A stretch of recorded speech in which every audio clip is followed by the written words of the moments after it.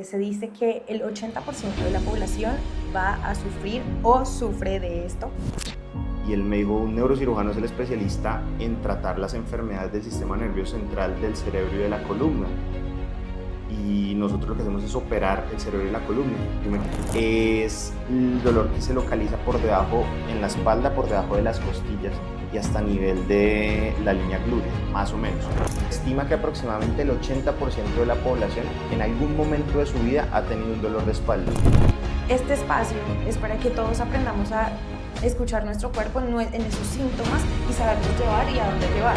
Cuando el dolor lumbar aparece en personas que usualmente no les debe doler la espalda. ¿Sí? Ejemplo, un niño, a una persona menor de 18 años. Es muy curioso que la hernia discal es el diagnóstico más frecuente en todos los pacientes. Sí. Todos llegan a tu consulta diciendo, es que tengo 3 hernias, es que tengo 2 hernias, es que tengo una hernia. La hernia discal tiene un dolor muy característico, es que hagan de cuenta que los nervios que van hacia las piernas son como cables de energía que llevan la información que va desde el sistema nervioso central, desde el cerebro, hacia las piernas. La gente, otro mito importante es, no, es que yo estoy jodido de la columna y no puedo hacer ejercicio. No, al contrario, tienes que hacer ejercicio, pero tienes que hacer un ejercicio guiado. Un ejercicio guiado porque...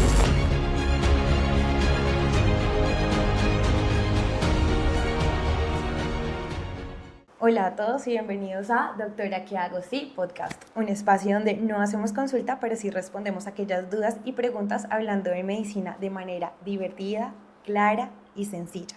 El día de hoy es un tema muy interesante y te tienes que quedar porque se dice que el 80% de la población va a sufrir o sufre de esto. Si tú, tu abuela, tu tía has tenido un dolor en la espalda baja que te impide caminar, que como dicen comúnmente engatilla, pues nada, tenemos al especialista que nos va a resolver todas estas dudas. Doctor Palmera, bienvenido. A Doctora, ¿qué hago? Sí, Doctora me duele Paula, la espalda. Doctora Paula, qué gusto estar en este espacio tan innovador y tan útil, sobre todo para los pacientes y las familias que muchas veces, o por desconocimiento o por falta de acceso a la información, están hechos un mar de dudas, y creo que espacios como estos van a permitir que las personas tengan un poco más de claridad respecto a lo que les está pasando, que a veces es tan angustiante. Bienvenidos al episodio. Doctora, ¿qué hago? Sí, me duele la espalda. Bueno, doctor Palmera, bienvenido ahora sí. ¡Qué nervios! Por favor, háblenos un poco de usted. ¿Cómo se hizo neurocirujano? Preséntese ante todos. Bueno, pues mi nombre es Harold Palmera, tengo 34 años, médico cirujano de la Universidad Militar Nueva Granada y especialista en neurocirugía de la Universidad Militar Nueva Granada y el Hospital Militar Central. Digamos que tengo una particularidad, es que cuando era niño y adolescente y antes de entrar a la universidad nunca pensé o consideré en ser médico, no era una opción para mí. De hecho quería era ser futbolista, ese era mi sueño de toda la vida. Que actualmente lo hace. Bueno, también trato de combinarlo. Pero cuando ya llegó el momento de decidirse, tal vez en un momento de una epifanía o de, no sé cómo decirlo, algún día le dije a mis papás como, quiero estudiar medicina, y mis papás, ¿en serio? ¿Pero usted? Yo, sí, que en serio que sí. Y bueno, ingresé a la carrera y en primer semestre, como a los 3 meses, estábamos viendo generalidades de anatomía y nos tocó el módulo de generalidades de neuroanatomía. El profesor que nos daba ese curso era en ese momento el decano de la facultad, el doctor Jorge Luque, y era neurocirujano. Entonces cuando se acabó la clase, pues, Juli cagado, 17 años, primer semestre, 3 semanas, se le acerca y le dice, doctor, ¿usted qué hace? Y el doctor, yo soy neurocirujano. Y entonces yo le dije, ¿qué hace un neurocirujano? Yo en mi familia no tengo referentes médicos cercanos y nada, soy el primer médico de mi familia y no tenía ni idea, pero me pareció tan fascinante que me acerqué después de la clase y le dije, y él me dijo, un neurocirujano es el especialista en tratar las enfermedades del sistema nervioso central, del cerebro y de la columna. Y nosotros lo que hacemos es operar el cerebro y la columna. Yo me quedé mirándolo y le dije, doctor, yo voy a ser neurocirujano. Y el man se rió. Me dijo, bueno, listo, sí, me dio una palmadita en la espalda y se fue. Sí, sí, sí. Y ya. Y ahí surgió, desde ese mismo instante yo supe que quería ser neurocirujano. Y aquí está. Y pues sí, el recorrido para lograrlo es largo. Primero, pues como la totalidad de las especialidades médicas, hay que hacer el pregrado en medicina, que son 6 años en la mayoría de los lugares, y después presentar un proceso de selección que en nuestro país se hace en diferentes universidades. Actualmente hay 10 u 11 programas que forman neurocirujanos en el país y cada uno recibe entre 1 y 2 residentes por año en promedio. Entonces la posibilidad es baja y usualmente tiene que ser un proceso de selección bastante alto que incluye en la mayoría de las veces un examen de admisión y una entrevista. Entonces hice el proceso, después de graduarme trabajé como médico general, hice mi rural, trabajé 2 años y pasé a la residencia presentando el examen de admisión y posteriormente la entrevista en la Universidad Militar y en el Hospital Militar Central. Para obtener el título de especialista en neurocirugía hay que hacer una residencia que es como llamamos nosotros a los posgrados médico-quirúrgicos, que es la más larga de todas, que dura 5 años. Entonces después de haber hecho 6 años de pregrado, 2 años de trabajo y volver a estudiar 5 años más. Ha sido un proceso largo, pero bueno, aquí estamos. Aquí estamos siendo neurocirujanos y futbolistas. Eso, el fútbol se llevó toda la vida, entonces es más fácil para mí. Bueno, doctor, ya entrándonos en materia, hablemos del lumbago. ¿Qué es el lumbago y cuáles son esas causas? Bueno, el lumbago es un término general que se puede describir como signo y como síntoma de o como manifestación de muchas enfermedades. Sin embargo, en términos generales, el lumbago es aquel dolor que se localiza en la espalda baja. Digamos que para hacer una aproximación a las personas, que sé que la mayoría de quienes ven y escuchan esto no son médicos, Gracias. es el dolor que se localiza por debajo, en la espalda, por debajo de las costillas y hasta a nivel de la línea glútea, más o menos. Este dolor puede tener muchas causas, que pueden ir desde dolores que nosotros llamamos intrarraquídeos, que es propiamente de la columna vertebral, es decir, del hueso, de los discos, de los músculos, los ligamentos, o puede ser un dolor referido, que puede ser un dolor, por ejemplo, de órganos de la cavidad abdominal, que puede referirse a la parte lumbar. El caso más común y el más frecuente es un dolor lumbar o una lumbalgia secundaria a un cálculo renal, por ejemplo, que no tiene que ver con la columna, pero se manifiesta como dolor allí. Entonces la primera aproximación que uno hace es determinar si el dolor lumbar que está padeciendo el paciente es propiamente de la columna y sus anexos o es un dolor referido de otra parte del cuerpo, que también puede ocurrir. Es decir, que para esto primero se tienen que acercar a mí como médico general. Sin lugar a dudas. El médico Yo, general es la puerta de entrada y el eslabón más importante del sistema de salud. entonces contémosle a la gente cómo hago después de que llegan a mí, a que lleguen a ti.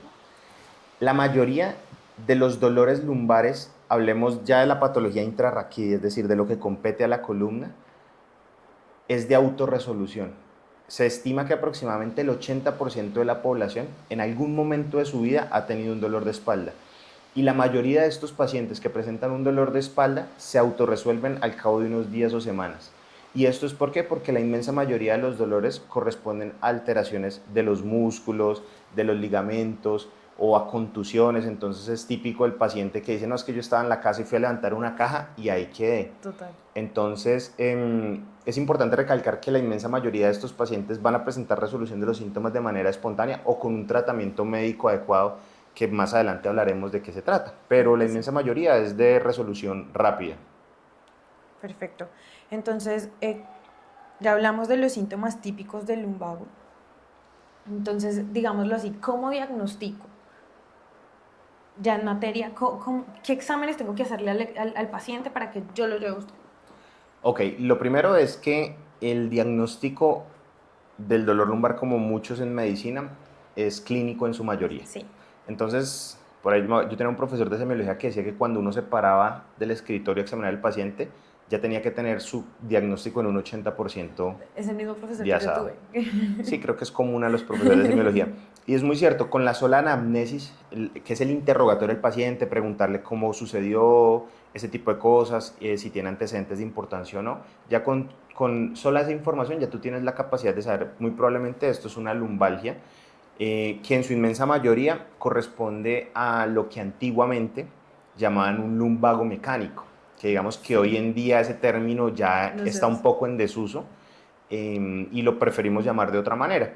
Entonces, cuando tú vas a examinar al paciente y tienes ya un concepto, digamos, aproximado de lo que el paciente puede tener, es más fácil.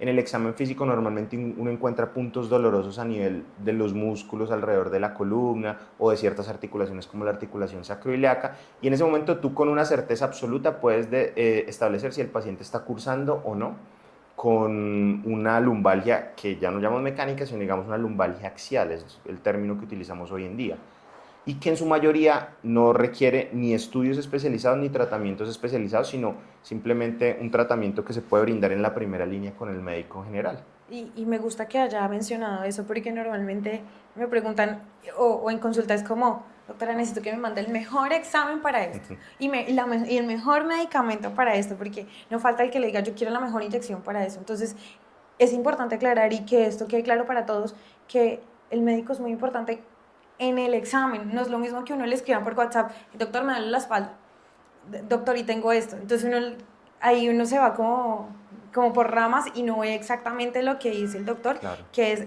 el examen físico y toda la estructura que va en la consulta es, bueno, ¿por qué viene? ¿Qué le pasó? Cuénteme qué estaba haciendo exactamente en ese Claro, momento. sin lugar a dudas. El examen Entonces, físico y la anamnesis es el pilar fundamental del diagnóstico. Entonces no se puede saltar. Así que tienes la razón, toda la razón la doctora Paula en eso que dice en ese momento. y quería aclarar algo y es que eh, este espacio es para que todos aprendamos a escuchar nuestro cuerpo en esos síntomas y saberlos llevar y a dónde llevar. Entonces ya tenemos claro que primero la puerta de entrada va a ser tu médico general de confianza y segundo, quiero aclarar y que esto nos lo explique, cuáles son esas características del dolor que sí me hagan ir a un servicio de urgencias Ok, o red flags que lo llamaríamos nosotros. perfecto. Entonces, cuando uno estudia dolor lumbar hay una cosa muy importante y es con la que yo he procurado que mis estudiantes o mis internos o los médicos generales que han tenido la oportunidad de que revisemos el tema, es un mensaje que para mí es fundamental que se queden y me gustaría que la gente también lo tuviera un poco presente, no que se lo aprendan de memoria ni mucho menos, pero sí que supieran en qué momento alarmarse. Y nosotros a estos signos o síntomas los denominamos banderas rojas. Entonces, las banderas rojas, como lo decías tú, las red flags, lo que hacen es alertarnos y decir, uy, muy probablemente este dolor que el paciente está teniendo no corresponde al 80% de los pacientes que van a autorresolver, sino requiere un estudio y una valoración especializada. Entonces, en términos generales, porque no se trata pues de hacer una revisión científica ni mucho menos, ¿en qué casos vamos a referir la necesidad de hacer una neuroimagen o un estudio de la columna y una valoración por un especialista? En pacientes que tengan un dolor asociado a un trauma. Y es muy frecuente ver que estaba la persona haciendo una reparación en la cocina o se subió al techo, como mi papá que le encanta subirse al techo, no sé por qué. Y en ese momento el paciente se cae, tiene un trauma contuso o un trauma directo en la columna y a partir de ese momento dice, me duele mucho la espalda. Ese paciente ya tiene una bandera roja. ¿Listo? Motivo de sí ir a Sí ir a urgencias. urgencias y si estás en manos del médico general, sí pedirle una neuroimagen, una radiografía o un TAC, bueno, eso ya digamos que hace parte de la experticia del médico, y sí o sí, valoración por un médico especialista, ¿dale? Listo. Que si bien puede estar normal, pero eso forma parte de las banderas rojas.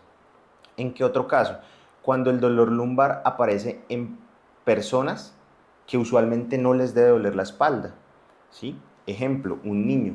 A una persona menor de 18 años no tendría por qué doler la espalda porque usualmente no tiene ni el desgaste natural de la columna que tenemos los adultos, ni usualmente hace ejercicios o cargas o tipo de maniobras que puedan generar un impacto directo en la columna. Entonces, un dolor de espalda en un niño sin una causa aparente, no es que pues, se golpeó jugando con el hermanito y le duele, no, pero que de repente el niño se empiece a quejar o el adolescente de dolor de espalda sin motivo aparente, ese paciente también tiene indicación de ser valorado de manera especializada. De igual manera, el adulto mayor que nunca le ha dolido la espalda, es decir, no es lo mismo el señor que es de los 40 o 30 años tiene dolor de espalda, que lo vemos con mucha frecuencia, y tiene ahorita 50, 60 o 70 años y le duele la espalda porque ya sabemos que tiene una patología generativa, a un adulto mayor previamente sano, que no tenemos claridad de por qué le empezó a doler la espalda de un momento a otro, ¿sí?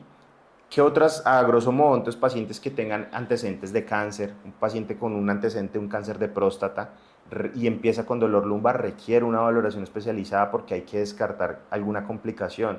O pacientes que tengan enfermedades inmunológicas, particularmente la espondilitis anquilosante es un signo de alarma muy importante para el dolor lumbar. pacientes que tengan uso crónico de medicamentos o que tengan patologías que los inmunosupriman, es decir, que las defensas estén bajitas también, y un grupo de pacientes muy selecto que tengan una fiebre, un dolor lumbar y no tengan un foco aparente. ¿Listo? No es decir el paciente que tiene amigdalitis o dengue, que le duele todo el cuerpo, incluyendo la espalda y fiebre, no, sino ese paciente que tú tiene fiebre, pero no le encuentran foco y además le duele la espalda. A ese paciente hay que pararle, digamos, bolas, como se dice vulgarmente, y mirar qué puede estar pasando. Sí. En términos generales, esas son las red flags que nosotros podemos manejar para el dolor lumbar. Perfecto, y me parecieron como exactas y que uno lo puede entender en cualquier escenario. Hablemos ya como tal de la hernia discal, ¿no? Porque todo el mundo dice, estoy herniado, me duele, pero eso es algo ya más específico dentro de los dolores lumbares o de la lumbalgia, que es lo que estamos tratando hoy. Claro. Es muy curioso que la hernia discal es el diagnóstico más frecuente en todos los pacientes. Sí. Todos llegan a tu consulta diciendo, es que tengo 3 hernias, es que Sí. tengo 2 hernias, es que tengo una hernia. Y es, digamos que, un concepto que se ha generalizado en la población y casi que todas las explicaciones, tranquila, derivan de la hernia. ¿En qué consiste una hernia? Los cuerpos vertebrales. La unidad de la vértebra son una vértebra, un disco intervertebral y otra vértebra. Entonces, como un hueso, gelatina, hueso. Más o menos, un colchoncito. El disco intervertebral es como un colchoncito, una gelatina, que es, digamos, de unas características un poco más viscosa. Y este disco tiene la función de amortiguar el peso entre las dos vértebras. Entre los dos huesitos. A medida que uno va envejeciendo, después de los 20 años, no es que sea exclusivo de los viejos, esos discos empiezan a transformarse y empiezan a perder agua. Y entonces empieza un proceso de degeneración discal que se conoce como deshidratación del disco. Eso es un hallazgo inclusive normal en personas asintomáticas. Es decir, si cualquiera de nosotros después de los 20 años nos diéramos una resonancia de la columna, tendríamos discos enfermos con certeza, pero eso no quiere decir que esos discos estén generando síntomas. Y esto es muy importante porque cuando se produce una hernia es que este disco, además de deshidratarse, la cápsula que lo rodea se rompe y el contenido se hernia hacia el canal medular, hacia el canal raquídeo, y comprime los nervios y las raíces que van hacia las piernas usualmente, porque es más frecuente en la columna lumbar. Entonces, ¿por qué hago tanto énfasis en esto? Porque uno puede tener dolor lumbar por múltiples causas y además tener discos enfermos. Pero el dolor derivado de una hernia discal es un dolor muy característico y que muy pocas veces genera síntomas. Entonces, la invitación es a que no nos dejemos alarmar porque nos tomaron una resonancia por X o Y razón y en el reporte de la resonancia dice discopatía o hernia de disco, algunas veces colocan, y tú le tengas que atribuir tu dolor a eso, porque eso puede ser un hallazgo incidental. ¿Listo? Entonces el mensaje fundamental es, no todo el mundo tiene hernias, sí, esa no es la causa del principal dolor, y no todas las hernias generan dolor, y no todas las hernias hay que tratarlas además, porque eso es un concepto extendido y la gente tiene como una visión al respecto de eso, es que me tienen que operar la hernia porque esa es la causa de mi dolor, y muchas veces no es así. Tiene toda la razón, porque a todos, bueno, yo Sí. hago consulta de dolor y cuidados paliativos a veces, entonces ese es el principal motivo de consulta. Claro. Lo no oncológico es, tengo dolor en la espalda y tengo una hernia. Eso. Pero el dolor es, lo que usted dice, es demasiado característico, entonces uno ya sabe cuando en verdad es la hernia lo que duele o es algo de la lumbalgia, que es lo que estamos hablando el día de hoy, que son más causas, entre ellos, como dijo el doctor, músculo, hueso, demás. Quería preguntarte, ya que estamos hablando de hernias, ¿cuál es la complicación principal de la hernia y eso cómo voy hacia ti, ¿no? Porque acá es, ¿cómo visito al doctor Palmera? ¿Dónde lo visito? La hernia discal tiene un dolor muy característico, es que hagan de cuenta que los nervios que van hacia las piernas son como cables de energía que llevan la información que va desde el sistema nervioso central, desde el cerebro, hacia las piernas. Estos cables literalmente son raíces que fluyen entre el conducto raquídeo y se distribuyen pues de una manera que ya nosotros conocemos, y esta hernia es como si le pusiéramos un ladrillo a un cable, ¿cierto? Cuando tú le pones un ladrillo a un cable, ese cable empieza a hacer cortocircuito, ¿sí? Como estas raíces o estos nervios que van hacia las piernas tienen una distribución típica en las piernas, es decir, la raíz de L1 ya nosotros sabemos por los estudios hacia dónde se manifiesta el dolor, hacia dónde inerva o qué función motora inclusive tienen. Entonces, cuando nosotros tenemos una hernia L5, S1, L4, L5, que son de las más frecuentes, ya nosotros sabemos, uno, primero, qué pierna es la que se corresponde con la imagen que estamos viendo en la resonancia, y dos, qué síntomas me va a manifestar el paciente, y tres, qué signos le voy a encontrar yo al examen físico. Es ahí donde cobra vital relevancia hacer de nuevo énfasis en la importancia de un examen físico adecuado, porque yo como médico te voy a examinar y me voy a dar cuenta si lo que yo estoy viendo en la imagen se corresponde con lo que tú estás sintiendo y lo que yo te estoy encontrando, porque de no ser así estaríamos procurando hacer tratamientos que no van a servir, porque si yo te opero una hernia del lado izquierdo y tus problemas son del lado derecho, pues no te va a generar ningún tipo de alivio. Por eso es tan importante saber este tipo de cosas y hacer entender que no todo se relaciona clínicamente con la imagen, y eso es parte de la educación que hacemos nosotros con nuestros pacientes. Y con este tema también. Con este tema tan Doctora, claro. ¿qué hago? Sí, para eso Así es. estamos. Muy importante. Bueno, doctor, ya me respondió una de las preguntas que le iba a hacer, ¿es necesario operar las hernias? No, de hecho, en mi consulta o en la consulta que hacemos los neurocirujanos, un 70-80% son pacientes de columna, ¿sí? Y de esos pacientes hay un gran porcentaje que tiene dolor lumbar, por no decir la totalidad, y de esos pacientes que les duele la columna, por ahí un 30% o 20% tienen hernias, y de ese 20%, por ahí un 10% o 20% se termina operando. Es decir, que al final del gran universo de pacientes que tienen hernias, hay un pequeño porcentaje que sí tiene una hernia sintomática y un porcentaje aún menor que De los toca que operar. sí toca operar, porque el resto Exactamente. estamos en otro tipo de tratamientos que también se pueden ofrecer, entre Claro. ellos está pues manejo del dolor y desinflamación, ¿no? Porque normalmente eso se perpetúa tanto que inflama. Hay dentro del tratamiento no quirúrgico, que es la mayoría de los pacientes, hay un pilar fundamental que la gente tiende a menospreciar, y son las medidas no farmacológicas. Sí. La gente usualmente tiene una visión muy mesiánica de los fármacos, de los medicamentos, de las intervenciones, y olvida lo más importante, que son los hábitos y los estilos de vida saludable. Yo siempre le digo a mis pacientes que la columna es una estructura que está soportada por una serie de elementos, donde lo más importante son los músculos. Nosotros tendemos a olvidar mucho el fortalecimiento de los músculos, y esto hace que la columna sufra. Cuando tú tienes tus estructuras que soportan la columna fuertes, la columna no va a sufrir de igual manera. Entonces, mucha gente prefiere, no, dame un medicamento, pero no, es que tienes que bajar de peso, tienes que bajar la barriga, tienes que fortalecer los músculos rectos, los músculos oblicuos, los músculos paraespinales, para que tu columna... No, yo, ¿por qué no me da una faja? Eso es una... Ay, hoy no puedo utilizar una faja. Y yo, no, porque la faja realmente va a perpetuar ese ciclo vicioso. Sí, claro. Entonces, la modificación de los estilos de vida, la realización de ejercicio, la gente, otro mito importante es, no, es que yo estoy jodido de la columna y no puedo hacer ejercicio. No, al contrario, tienes que hacer ejercicio, pero tiene que ser un ejercicio guiado. Específico. Y un ejercicio guiado, porque sí hay cierto tipo de ejercicios que van a desencadenar más dolor. Hay unos que son más amables con la espalda. Entonces, por ejemplo, el ejercicio más recomendable, digamos, para la población es la natación, la piscina. Es un ejercicio que es supremamente amigable con la columna y con la espalda, y que te va a generar un beneficio muy fuerte. Entonces, cuando hablamos de medidas no quirúrgicas y no farmacológicas, tenemos todo esto. Tenemos además algo que para mí es el pilar fundamental del manejo de la lumbar, y es la terapia física. Sí, total. La terapia es supremamente importante.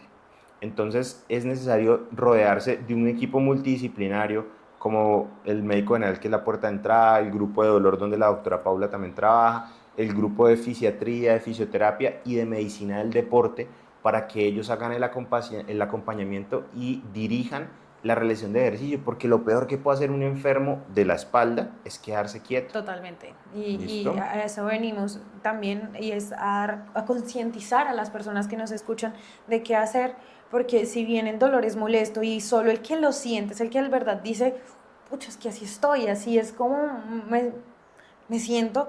Bueno, enfocados a que este programa habla de la prevención y qué podemos hacer desde casa, cómo podemos ayudarnos. ¿Cuáles son esos ejercicios que podemos hacer en casa o que podemos hacer todos, no necesariamente en la casa, para fortalecer la zona lumbar y prevenir el dolor o el lumbago?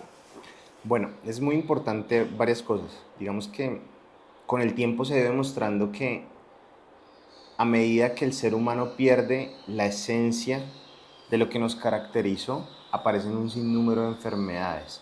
El dolor lumbar no es ajeno a ello. Entonces, el dolor lumbar aumenta o ha venido en aumento en la población en la medida en que se han adoptado estilos de vida sedentarios, sobrepeso, mala alimentación, falta de ejercicio. Ese tipo de cosas han hecho que el dolor lumbar se vuelva casi que una epidemia. Hoy en día, con el home office o con los trabajos de oficina donde la gente permanece sentada horas indefinidas sin hacer pausas activas, sin hacer estiramientos, ese tipo de cosas hace que al final de la jornada o con el acúmulo de los días se presente un dolor lumbar. La invitación es, uno, a tener conciencia, porque a veces uno hace las cosas de manera inconsciente, generar conciencia respecto a que la espalda literalmente soporta un peso muy fuerte y que hay que ayudarla. ¿Cómo puedo ayudar la espalda para prevenir que ella se vaya dañando? Primero, es muy importante evitar el aumento de peso o de ganancia, sobre todo en el perímetro abdominal, es decir, la famosa barriguita de cervecero. Esa no es tan buena, ¿listo? Digamos,